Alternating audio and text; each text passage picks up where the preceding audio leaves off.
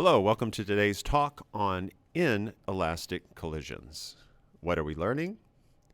What is an inelastic collision and how to calculate quantities in inelastic collisions. So inelastic collisions and elastic collisions have some similarities and some differences. In an inelastic collision, the objects stick together after they collide. In inelastic collisions, the momentum is also conserved. But in inelastic collisions, energy is not conserved. So in an inelastic collision, we start out the same way. We have two objects, both having masses, both having velocities. We're given a coordinate system. They collide, and then they stick together, acting as one object. The total momentum before the collision is the momentum of the first object, which is mass times velocity, plus the momentum of the second object, which is the mass of the second object, times the velocity of the second object. Momentum is conserved, so the momentum after the collision is equal. Here's what's different.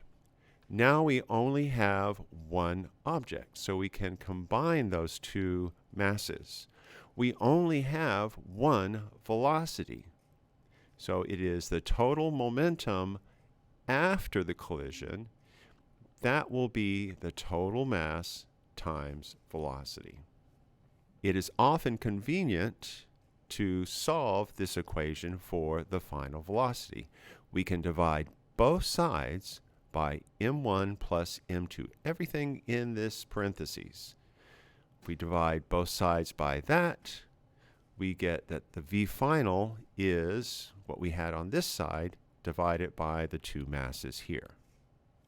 Our problem-solving strategy is the same as it was for the elastic collisions. First, we need coordinates. We will be doing one-dimensional collisions here, so we just need to know which way is positive and which way is negative. Drawing our diagram of our two masses. Applying the conservation of momentum, the total momentum before the collision, which will be the momentum mass times velocity of our first object, plus the mass times velocity of our second object, that total momentum will still be conserved. On the other side of the equal sign, we have the total mass multiplied by the total velocity. That is the total momentum. Remember that conservation of energy only works for perfectly elastic collisions, not for inelastic collisions. Finally, solve for the missing variable. Let's try an example problem. Let's say a 10,000 kilogram railroad car is traveling at a speed of 24 meters per second, strikes an identical car at rest. If the cars lock together as a result of this collision, what's their common speed afterwards? This is exactly like our video example here. Both of these carts have the same mass. One was traveling, the other one was at rest. Afterwards, they moved together. All right, here we go.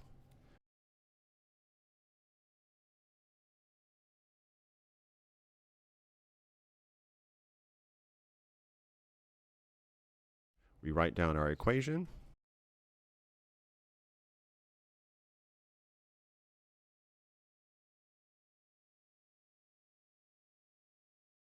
We go ahead and solve for our final velocity. Now we do our plug and chug.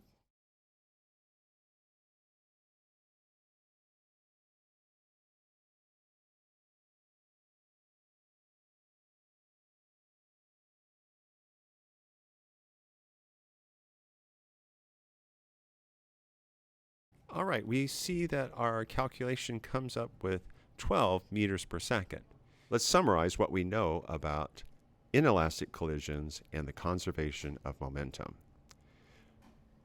We have two independent objects. They will collide and stick together. The total momentum before the collision, m times v1 plus m times v2, will be the same after the collision, only now we have one object and one velocity. Often we will want to find the velocity, the final velocity, of both of these objects together. Here is our equation solved for the final velocity. All right, thank you for listening. Complete your Cornell notes, rewind, and review as necessary.